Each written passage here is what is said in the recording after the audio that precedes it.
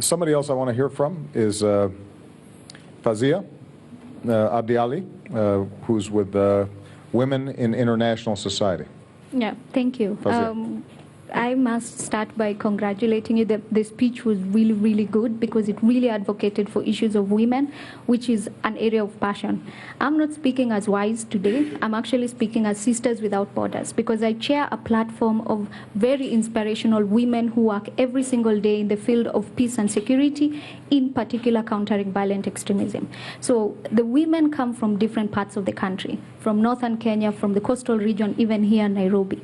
And our engagement is all towards ensuring we have a peaceful society. We empower women from the household level to understand prevention, to understand early warning signs of radicalization of their kids, to look at prevention towards stigma that is associated with those mothers whose kids have actually joined violent extremism, or even their spouses. We also look at empowering them through support groups where they can have a space to engage with other like-minded people and even learn from each other. And we also ensure that these cross-border engagement between those within northern Kenya and those within the coastal region, so that they don't feel alone in this whole concept of violent extremism. What is normally important for me is when it comes to issues of peace and security, engagement with women is still minimal, and we're still playing catch-up.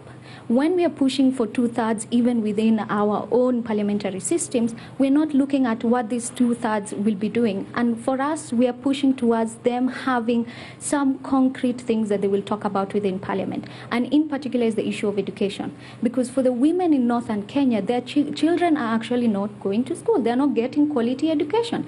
And as Hassan has said, this ends up becoming a society that has young people who are not well educated and are more susceptible to violent extremism. Secondly, it's the issue of the economy. In places such as the coastal region, this has affected the economy, and this trickles down to the household level, and it affects the woman's own economy within that structure. So how can we have even these conversations going high? And we try and link this to the national level. We also ensure that these discussions around policy on prevention has a gender lens, because the reasons why boys join and the reason why girls join is very different. But when we are searching for solutions and policy, we try and group them together. So sometimes even when we are looking at issues of amnesty, we are not really opening up that space to understand if we are going to put up a rehabilitation center, how do we make it different from, when engaging with the boy and when engaging with the girl. So that is very critical for us.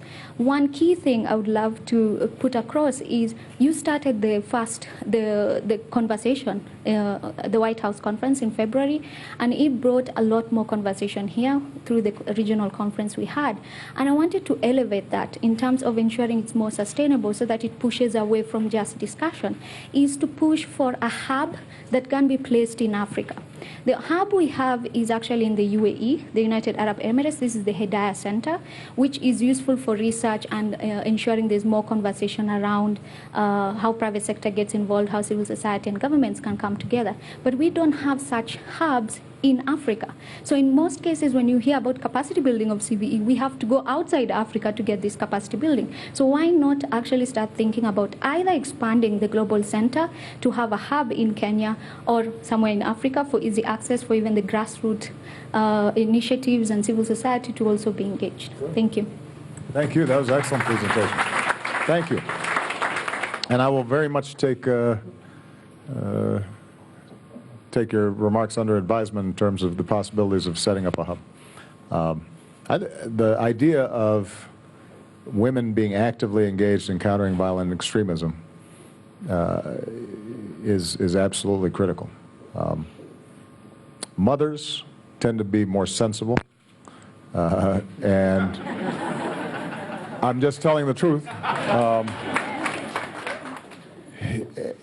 And obviously, the younger we're reaching, children, and giving them the sense that violence is not the right path, and that's being reinforced by their primary caregiver, which typically is the mother.